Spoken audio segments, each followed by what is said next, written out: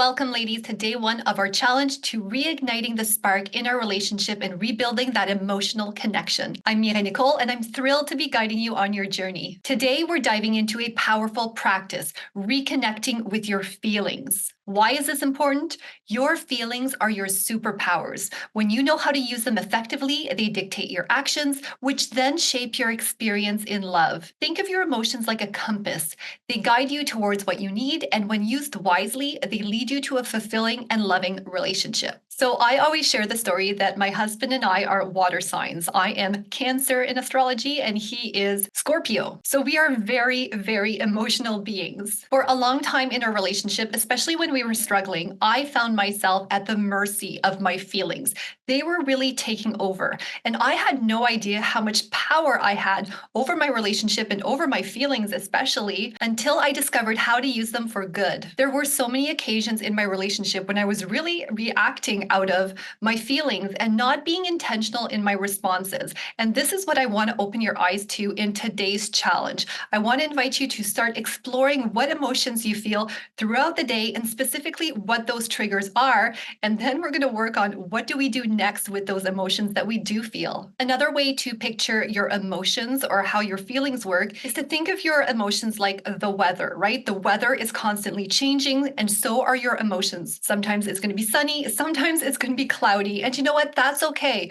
In life, right? We work with the weather outside, and it's going to be the same with your emotions. It's not about suppressing them. It's more about identifying them, really processing them, and then moving forward in a way that really brings what we want to experience in our relationship. The other thing about feelings and emotions is that men are actually really attracted to a woman's feelings when done right, when we express them in a way that is loving, compassionate, and fulfilling to the relationship. And that's part of the work that we won't have time to touch on in this challenge, but I want to plant that seed in your mind. Your feelings are magnetic. It actually gives men the opportunity to make you feel good emotions and to fulfill their need to achieve and provide. Now, all that being said, let's dive into today's activities. Number one, morning awakening. We are going to start our day with a morning awakening activity. First, I want you to Google a list of emotions.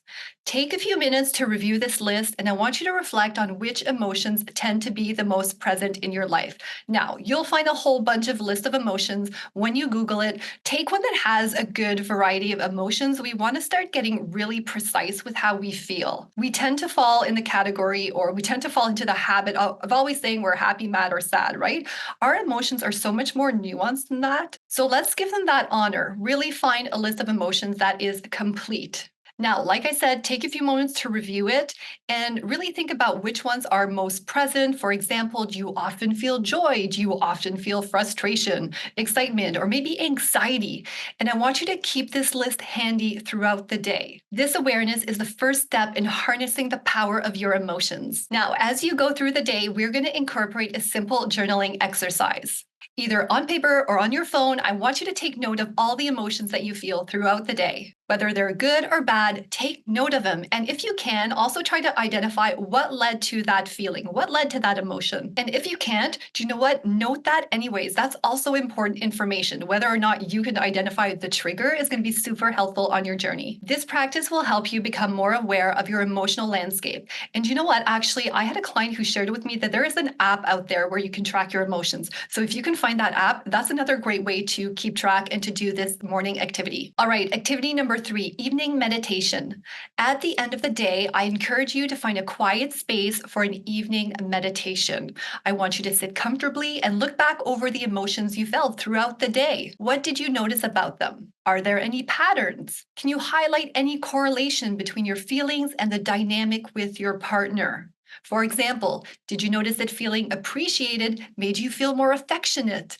Or did stress make you more irritable? Now, I want you to place a hand over your heart, and don't mind the fact that I need to do my nails, and take in 3 deep breaths. Repeat this as needed to center yourself. Dedicate at least 10 minutes to doing this, and I want you to picture yourself as a tree and the roots of your being just going deeply into the ground. Finally, let's talk about your homework. Write down how you can be proactive about your emotions emotions tomorrow. Let's start getting into the habits of really dictating how we want to feel and not being so reactive to what happens in our everyday life, or more specifically for this challenge, what happens in our love life with our partner. How do you want to feel? What will you do when you start experiencing unwanted emotions? For instance, if you want to start feeling more connected to your partner, plan a small act of kindness or a heartfelt conversation. If you notice stress triggers of negative emotions, prepare a calming activity like a short walk or deep breathing exercise. Set a goal around this for the duration of the challenge. Remember, your feelings are your guideposts. By becoming aware of them and understanding their impact, you can navigate your relationship more effectively and bring back that spark. I'm super excited to hear about your experiences and reflections on this. Feel free to leave comments below so that we know how things are going, if you have any questions, and just to share. Let's support each other on this journey. Thank you for joining me today, and I can't wait to see you for day 2.